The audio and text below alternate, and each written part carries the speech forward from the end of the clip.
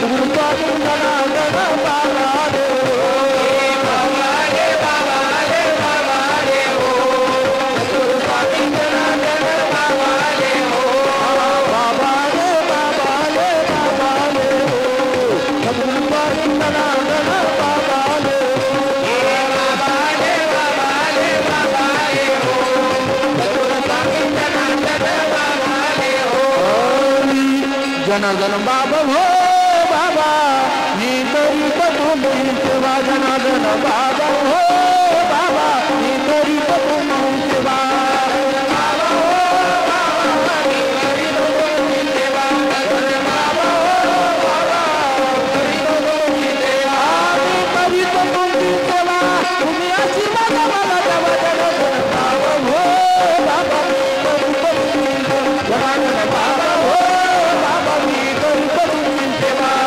बाबा हो बाबा नी तरी पतुमी सेवा जनार्दन बाबा हो बाबा नी तरी पतुमी सेवा तरी पतुमी सेवा तुम्ही आशीर्वाद मला देवा नी तरी पतुमी सेवा तुम्ही आशीर्वाद मला देवा बाबा हो बाबा नी तरी पतुमी सेवा जनार्दन बाबा हो बाबा नी तरी पतुमी सेवा जनार्दन बाबा हो बाबा नी तरी पतुमी सेवा जनार्दन बाबा हो बाबा नी तरी पतुमी सेवा देहाच्या मंदिरात जोडण्याची नावली देहाच्या मंदिरात जोडण्याची नावली देहाच्या मंदिरात जोडण्याची नावली देहाच्या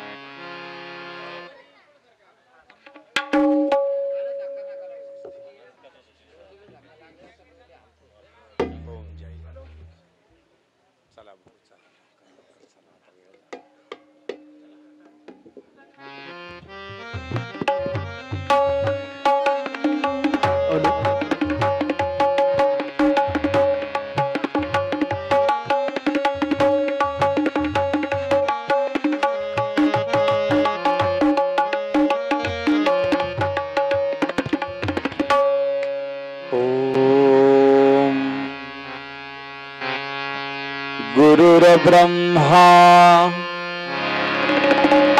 गुरुर्विष्णु गुरुर्देवो महेश्वरा गुरुर्साक्षात् परब्रह्मा तस्मै श्री गुरवे नमः। वक्रतुंड महाकाय सूर्यकोटि समप्रभा निर्विघ्नं कुरु मे देव सर्वकार्येषु सर्वदा। ब्रह्मानन्दं परमसुखदं केवलं ज्ञानमूर्ति द्वन्द्वातीतं गगनसदृशं तत्त्वमक्षादिरक्षम् एकं नित्यविमलमचलं सर्वदि साक्ष्यभूतं भावातीतं त्रिगुणरहितं सद्गुरुं तन्नमामि। कैलासरानां शिवचंद्रमौळी फणींद्रमाथा मुकुटिजळा कारुण्य सिंधु भव दुःख हारी तुझविन शंभो मज कोण तारी। सर्वमंगल मांगल्ये शिवे सर्वार्थ साधिके शरण्ये त्र्यंबके गौरी नारायणी नमस्तुते नमः पार्वती पते हर हर गोपाल कृष्ण भगवान श्री गुरुदेव अलख निरंजन सद्गुरु जनार्दन स्वामी महाराज की जय। अगस्त मुनि महाराज की जय। बजरंग बली की सियावर रामचंद्र की जय। जास्त वेळ नाही, 5 ते 10 मिनिटं बोलूया। बाबांना आम्ही सांगितलं होतं की शक्य नाही आहे, आम्ही साताऱ्याला आहे आणि 3 महिन्याच्या परिक्रमामधून आलेलो आहोत, नाहीतर कथा शिवमहापुराण कथा भक्त मंडळानं बाबांनी जाहीर केली होती। आमचे आदरणीय वंदनीय पूजनीय त्यागी वैरागी वितरागी तपस्वी आमचे ज्ञानगिरीजी महाराज यांचं आपण टाळ्याच्या गजरात स्वागत करूया। गंगा बाबा पण त्यांनाही फोनवर सांगितलं की बाबा शक्य नाही, घसा बसलेला आहे, त्याने बाबा फक्त येऊन जा 2 मिनिटं, बरं वाटेल। आणि सर्व भक्त मंडळांनी समजून घेतलं आणि विशेष म्हणजे आदरणीय वंदनीय आमचे 108 श्रीमंत लखन बाबांनी दुरा सांभाळली, त्याबद्दल आपण टाळ्याच्या गजरात स्वागत करूया। त्यांचं भजनी मंडळ, भाविक भक्तगण, माता भगिनी, आमचे सर्व संतगण, बालक बाबा या ठिकाणी आहे, सर्व संतगण या ठिकाणी उपस्थित आहे। सर्व संतांचं आपण टाळ्याच्या गजरात स्वागत करूया। राष्ट्रसंत जगद्गुरु जनार्दन स्वामी गुरु माऊलीच्या कृपेनं पवित्र जे आज आपण ज्या मंदिरात बसलो आहोत, असं अगस्त ऋषींचं महा एक सप्तऋषी पैकी हे एक ऋषी आहे। विशेष अगस्त ऋषींचं आपण सांगितलं पाहिजे की ज्या मंदिराचं वर्धापन दिन आहे, भोले बाबाचं लग्न होतं, काल होतं ना? कोण कोण होते लग्नाला? वा वा, धमाल झाली असेल खूप कारण भोले बाबाचं लग्न म्हटल्यावर किती आनंद असतो। आणि म्हणून भोले बाबाचं एवढं गोड असं लग्न झालं, अशा लग्नामध्ये थोडंसं भजन झालंच पाहिजे, म्हणून आपण थोडंसं करूया। हर हर महादेव शंभो काशी विश्वनाथ गंगे, हर हर महादेव शंभो काशी विश्वनाथ गंगे, हर हर महादेव शंभो काशी विश्वनाथ गंगे, महादेव शंभो काशी विश्वनाथ काशी विश्वनाथ गंगे काशी अमरनाथ गंगे काशी अमरनाथ हर हर महादेव शंभो काशी विश्वनाथ गंगे हर महादेव शंभो काशी विश्वनाथ गंगे हर हर महादेव शंभो काशी विश्वनाथ गंगे हर हर महादेव शंभो काशी विश्वनाथ गंगे जनार्दना जनार्दना सद्गुरु स्वामी जनार्दना जनार्दना जनार्दना सद्गुरु स्वामी जनार्दना ओ सद्गुरु स्वामी जनार्दना ओ सद्गुरु स्वामी जनार्दना जनार्दना जनार्दना सद्गुरु स्वामी जनार्दना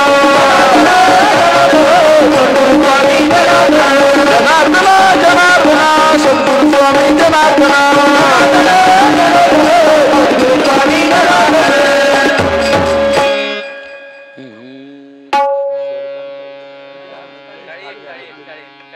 मध्ये घेतला बरोबर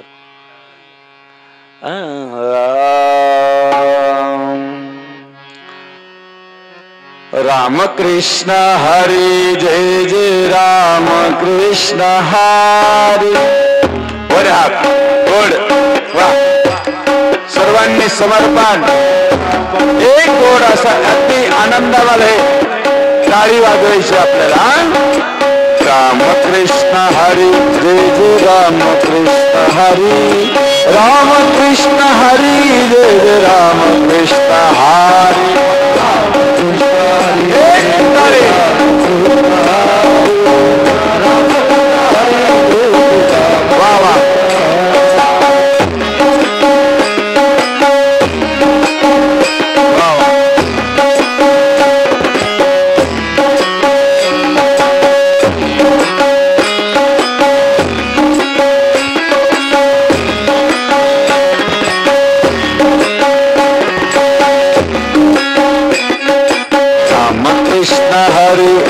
राम कृष्ण हरी राम कृष्ण हरी जय राम कृष्ण हरी बोला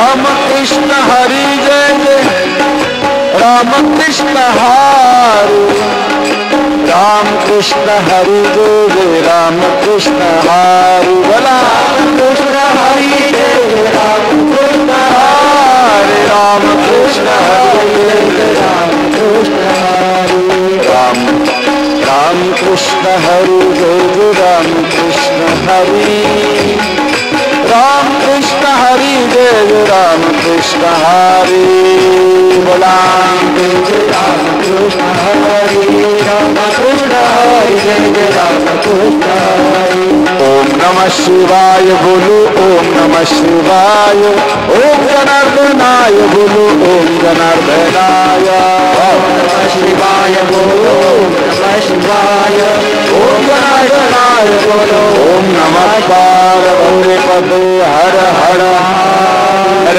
हर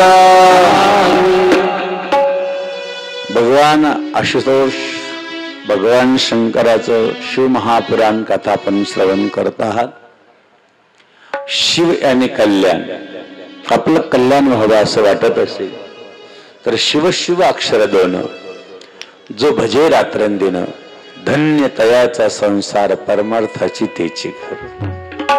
आपण ज्यांना म्हणतो शिव भोळा चक्रवर्ती त्यांचे पाय किती गोड असा अभंग आहे आणि तेच चिंतन अगस्त्य ऋषींवरती येतं. ज्यावेळेस भोले बाबाचं काल लग्न होतं, लग्नाला सगळेच गेले, कोणी थांबायलाच तयार नाही, सगळेच निघाले. अहो भारतातलेच नाही परदेशातले पण, भारतातलेच भूत नाही परदेशातले पण किती आले असतील सांगता येत नाही. भोले बाबांचा तो जो थाटमाट होता तो आगळा वेगळा होता. भोले बाबा बसले नंदीवरती आणि आपण बसतो घोड्यावरती, एवढा फरक आहे. बरोबर आहे का नाही? आपण कशावर बसतो? आणि नंदीवर म्हणजे धर्माचं जे अंग आहे. ज्यांना संसारात प्रवेश करायचा त्यांनी धर्माचा आश्रय घेऊन प्रवेश केला पाहिजे. लक्षात घ्या. बरोबर आहे का?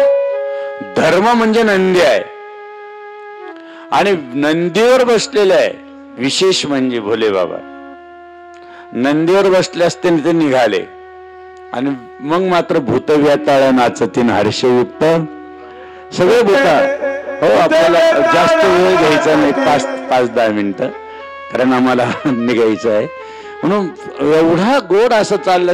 सगळे जमा झाले.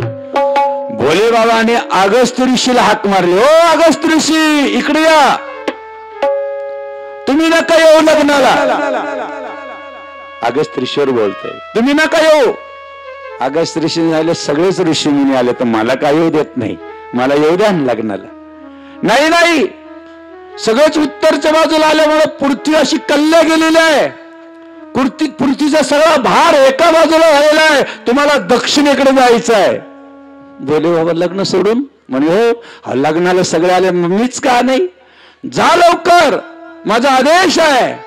भोले बाबाचं ऐकलं आणि दक्षिण दिशेकडे अगस्त्य ऋषी निघाले. लक्षात. रस्त्यामध्ये विंध्याचल एवढा मोठा होता, एवढी उंची होती. अगस्त्य ऋषीला वाटलं आता हा विंध्याचल आहे, हिमालय हा राजा असून हा एवढा उंच गेला आणि म्हणून याला आता खाली बसवायचं आहे. परंतु हे जो क्रोध आहे आणि कदाचित ज्वालामुखी जर बाहेर आला तर नाश होईल, त्याच्यापेक्षा विंध्याचल जवळ गेले. विंध्याचल भक्त होता. अगस्त्य ऋषी पुढे नतमस्तक झाला, असा वाकला खाली आणि वाकल्यानंतर त्याच वेळेस अगस्त्य ऋषींनी सांगितलं, विंध्याचल, मी जोपर्यंत येत नाही परत तोपर्यंत तू असंच राहा. हिमालयापेक्षा उंची कमी करून घेतली. वाकलेलाच राहिला, अजूनही वाकलेला आहे. कारण जाताना जगन्नाथपुरीवरून गेले पण तिकडनं नाही गेले, अजून वाकूनच ठेवला. आणि तेच अगस्त्य ऋषी दक्षिणेला आले. रस्त्यामध्ये जसं गणपती बाप्पाचं लग्न झालं पण कार्तिक स्वामीचं झालं नव्हतं. ते रागा गेले, हातात तलवार घेऊन एक युद्धा बनले. एवढा राग होता की माझं असं काय केलं असेल मी, तर माझं असंही केलं म्हणून निघला असताना त्यांचा जो राग जो शांत केला तर पहिल्यांदा अगस्त्य ऋषीने केला. लक्षात घ्या. आणि अगस्त्य ऋषी आले दक्षिण भागामध्ये, उभा राहिले. या बाजूला अगस्त्य ऋषी उभा राहिले आणि त्या बाजूचं जेवढं सगळं लग्नाला आलेलं वऱ्हाड होतं, एका बाजूनी अगस्त्य ऋषी दक्षिण बाजूने आहे आणि पलीकडच्या बाजूने सगळंच सगळं वऱ्हाड आहे. आमचे अगस्त्य ऋषी उभा राहिले आणि पृथ्वीचा समतोल भाग साधला गेला. एवढी मोठी अगस्त्य ऋषी मध्ये शक्ती होती. लक्षात. भोले बाबांनी सांगितलं, अगस्त्य ऋषी, तुम्हाला आता तिथून लग्न पाहायला भेटेल. माझं किती विशेष आहे, तुम्ही तिथून आता लग्न पाहायचं आहे. म्हणून दक्षिणेतून भोले बाबांनी तिथून लग्न दाखवलं. त्या लग्नाचा सोहळा दक्षिणेमधून पाहत होते आमचे अगस्त्य ऋषी, जे एका आचमनात 2 राक्षस लपाईचे काय म्हणून ते प्यायला सांगितलं तर पिऊन घेतलं, असे अगस्त्य ऋषी. जे अगस्त्य ऋषींचं एवढं वर्णन केलं गेलेलं आहे की सप्तऋषीमध्ये जी क्रांती केली, जे योगाचा अभ्यास केला आणि जे लोपमुद्रा संग लग्न झालं, पण ती अतिशय नाजूक असल्यामुळे ते जंगलात चालणार कशी काय दक्षिण दिशेत, म्हणून तिला कमंडलूत ठेवलं. कशात ठेवलं? त्या कमंडलूत कायम पाणी राहायचं, कारण हा भाग सुकलेला होता म्हणून त्या कमंडलूमध्ये तिला ठेवलं. पण बघा गणपती बाप्पा आले. अगस्त्य ऋषी थोडे ध्यानस्थ बसले होते आणि हळूच ते कमंडलू लोटून दिलं. कोणी? गणपती बाप्पाने. कमंडलू लोटलं आणि त्याच्यातून कावेरी नवी निर्माण झाली. कोणती? जी कावेरी आहे ते, कारण लोकमुद्रा जी व्हायला लागली त्याच्यातून ती कावेरी झाली. म्हणून ही लीला आघाड आहे. असे अगस्त्य ऋषींचं या ठिकाणी आपल्याला दर्शन होत आहे. जसं इथं निवास आहे, आमची माऊली या ठिकाणी बसली, त्या ठिकाणी आपण बघतो दर्शनाची जागा किती गोड आहे. माऊलींनी सुद्धा किती किती ज्ञान दिल्या. ज्यावेळेस जोग महाराज अगदी श्रामपूरला आले आणि आमचे गंगागिरी बाबाही तिथं आले. जोग महाराज म्हणल्यानंतर पहिलवान होते. कोण होते? एकदम पहिलवान. 50 जण चित केले जोग महाराजांनी, एवढी शक्ती होती. पंजाबचे आलेले होते, त्यांना सुद्धा चित करून टाकलं. जोग महाराजांची एवढी कुस्ती पाहिल्यानंतर आमचे गंगागिरी बाबांनी बोलून घेतलं, अरे बाबा, बाह्यांग एवढं शक्तिशाली, पण आतली किती मोठी शक्ती असेल तुझ्यामध्ये, ती शक्ती कधी जागृत करशील. थोडं करण लागलं आणि आपल्या सरला बेटावर जोग महाराजांना घेऊन आले. ज्यावेळेस जोग महाराज सरला बेटावर आले आणि योगाचा अभ्यास शिकू लागले आणि योगामध्ये थोडीशी काहीतरी चूक झाली. आपल्या गंगागिरी बाबांच्या चरणावर गेले, बाबा माझ्या पोटामध्ये काहीतरी त्रास होत आहे.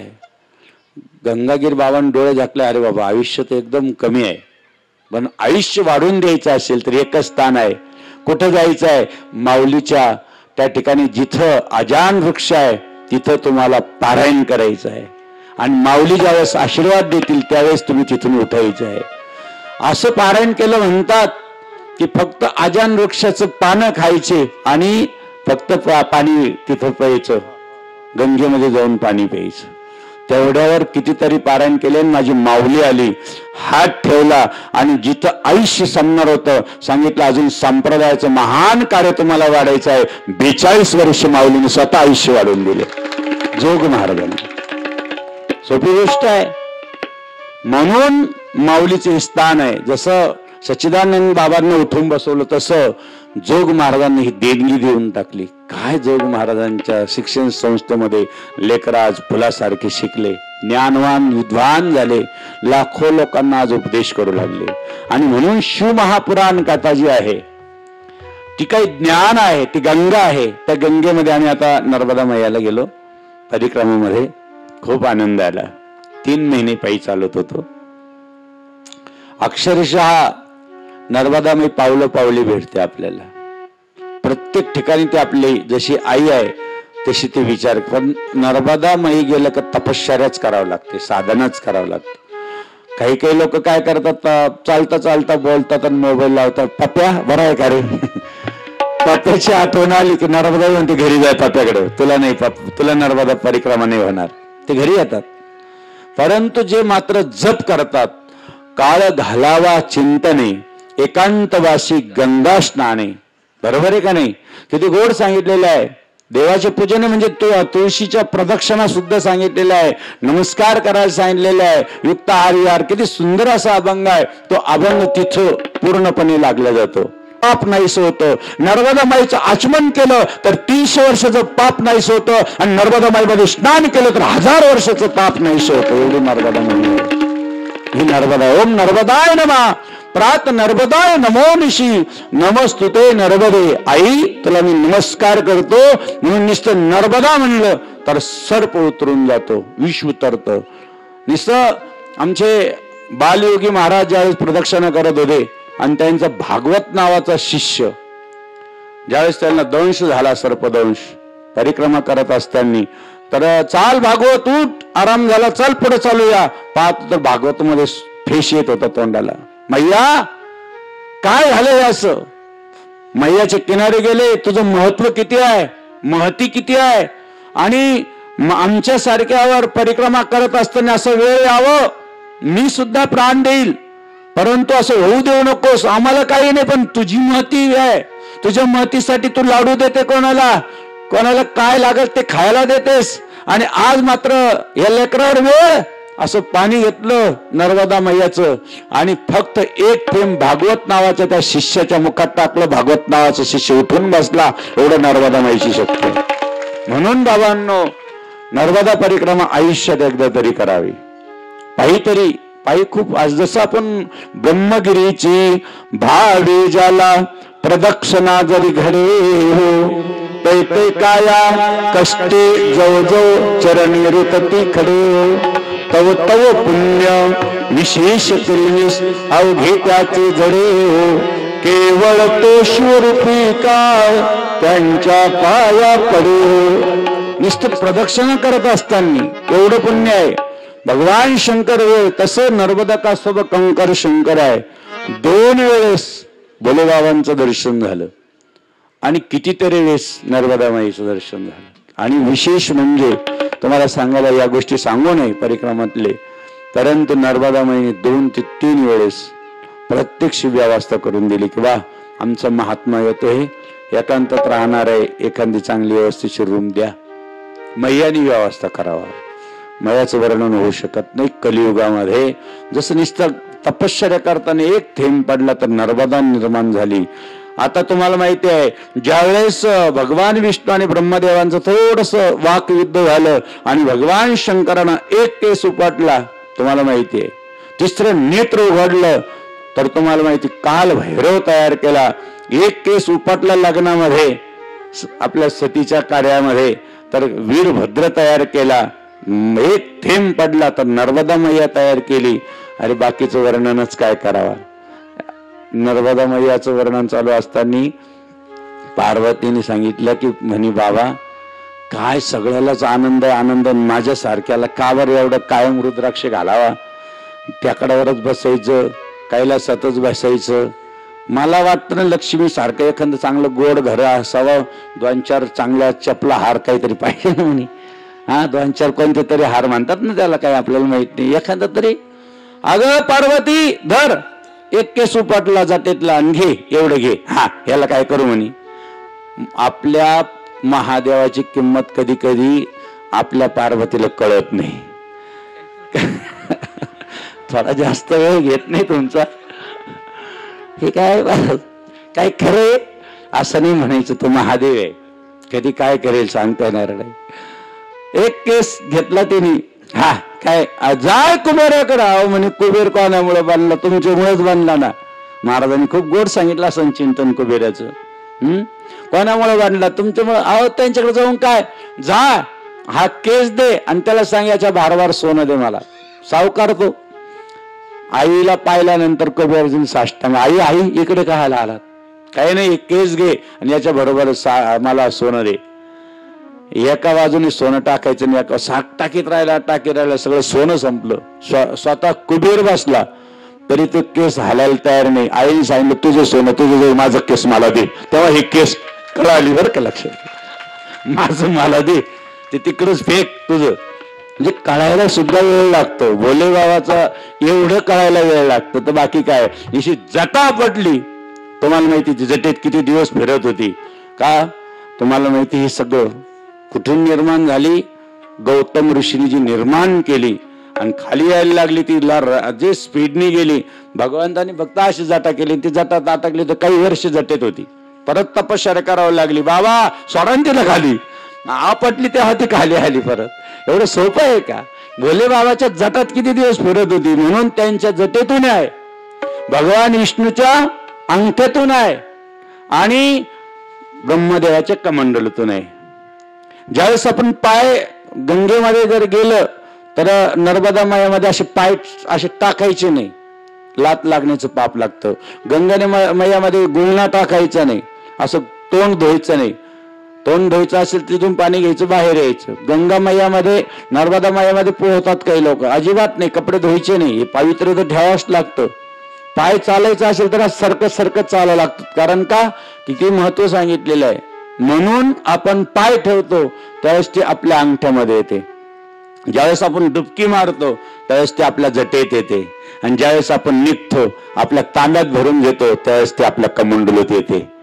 लक्षात घ्या. त्यावेळेस ती कुठे येते, ती आपल्या कमंडलूत, ब्रह्मदेवाच्या कमंडलूत आहे, भगवान शंकराच्या जटेत आहे आणि ब्रह्मदेवा आपल्या भगवान विष्णूच्या अंगठ्यात आहे.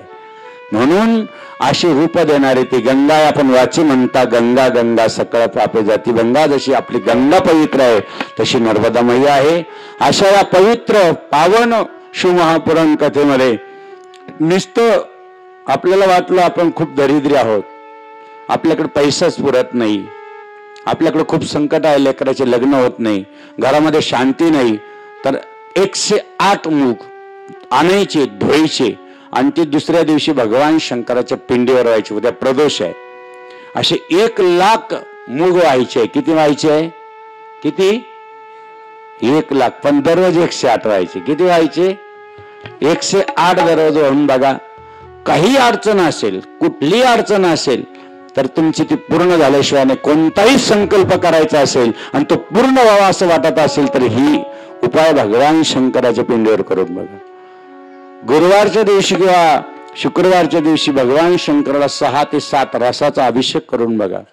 किंवा भगवान शंकरावरती ज्या ठिकाणी पिंडीवर एखादा दिवा पेटवला आणि त्या दिव्यावर दिवा पेटून आपल्या घरामध्ये आपण प्रवेश करतो तर उजव्या बाजूला तो दिवा ठेवून बघा.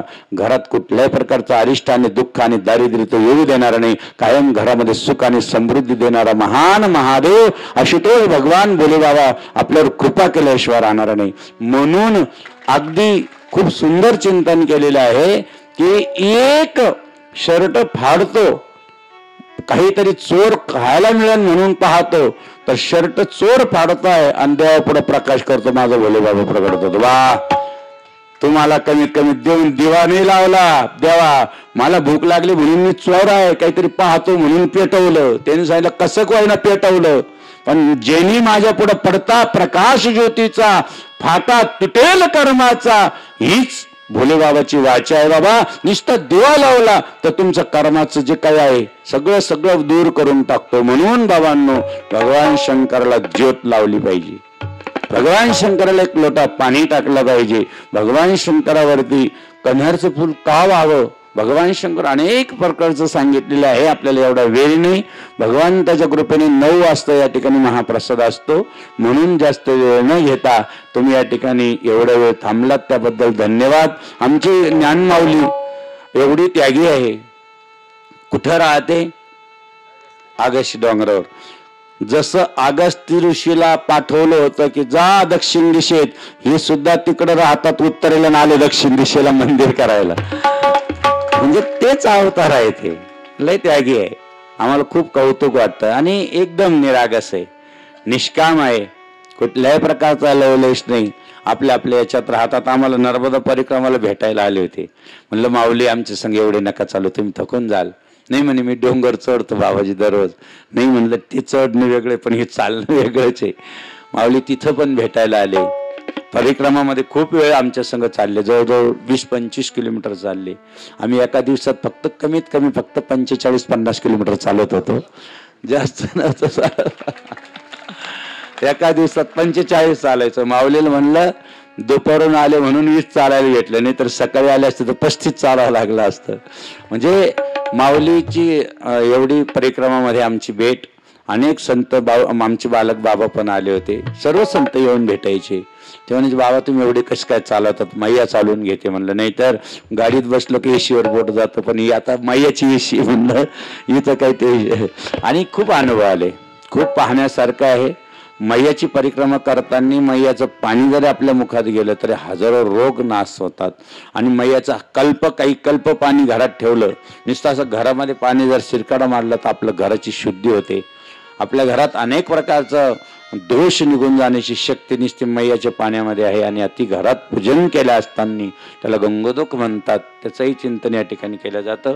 म्हणून झालेली सेवा आपण सद्गुरूंच्या आणि अगस्त्य ऋषींच्या चरणी समर्पित करून या ठिकाणी रजा घेऊया. नारायण नारायण नारायण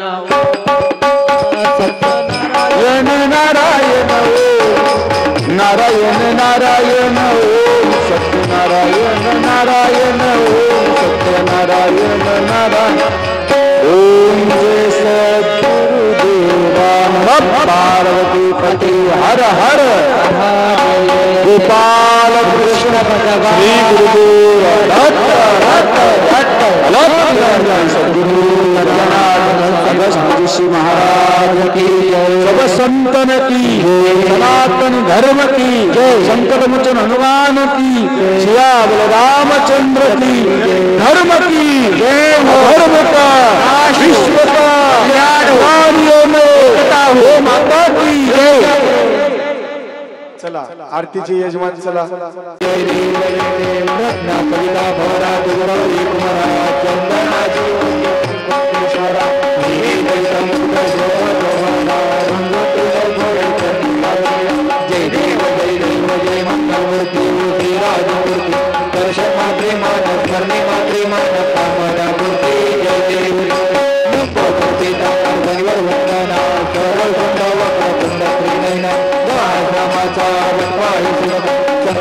पावावी निर्वाणी रक्षा वंदना जय देव जय देव जय मूर्ती व श्रीराज मूर्ती दर्शन मात्रे मान क्षणे मात्रे मान कामना पूर्ती लवकर देवाळा ब्रह्मा देवाळा विषय गंगे काळा त्रिनेत्री द्वारा सुंदर मस्तकी बाळा त्रिकोण काळ वायू देव देव जय शंकरा स्वामी शंकरा आरती वाळो गावती वाळू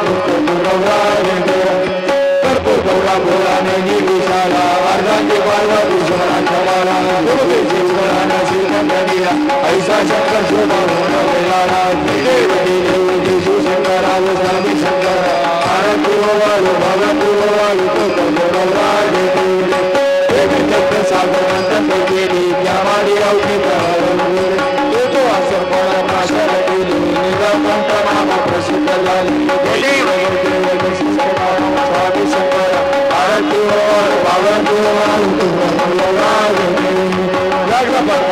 सुंदर मनवारी सुतारी षडकोटी देवारी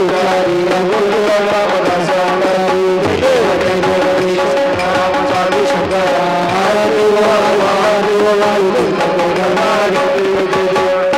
सद्गुरु स्वामी जनार्दन प्रेमे करो आरती बाळ साधन नीती देवे रसवली पुत्र देवाई जनार्दन नाम तया देवी स्वामी संसार अंधार कराया तेजाची ज्योती प्रेमे करो आरती स्वामी जनार्दन मूर्ती प्रेमे करो आरती हृदय प्रभु हरे जय स्वयं चारि शिवाचे करे भक्त परम